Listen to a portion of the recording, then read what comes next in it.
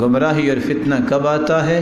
حدیث سنیے، اللہ کے رسول صلی اللہ علیہ وسلم نے فرمایا یکون فی آخر الزمان دجالون کذابون، ایسے لوگ قیامت کے نزدیک آئیں گے جو دجال ہوں گے، دجل کرنے والے، فراڈ کرنے والے، کذابون، جھوٹے۔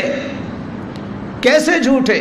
یأتونکم من الاحادیث، ایسی ایسی باتیں آپ کو بیان کریں گے میرے صحابہ، ما لم تسمعوا انتم ولا آباؤکم، نہ تم نے مجھ سے سنی ہے میرے صحابہ، نہ تمہارے باپ دادا نے وہ سنی ہوگی، اور وہ دجال اور کذاب کہیں گے، یہ اللہ کے رسول نے فرمایا۔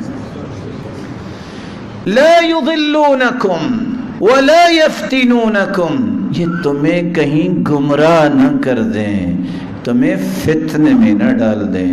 فَإِيَّاكُمْ وَإِيَّاهُمْ، ان سے بھی بچ جانا، اور ان کے پیش کردہ وہ مفروضے جو ہیں، کشید کیے گئے مفروضے، ان سے بھی بچ جانا۔ اگر ان دونوں چیزوں سے بچ جاؤ گے، فتنوں سے بھی بچ جاؤ گے، گمراہیوں سے بھی بچ جاؤ گے۔ اگر آپ پسند کریں تو میں آپ کو ایک مثال سے سمجھا سکتا ہوں، کوشش کرتا ہوں کہ فتنہ کیسے دنیا میں آتا ہے، گمراہی کیسے پھیلتی ہے۔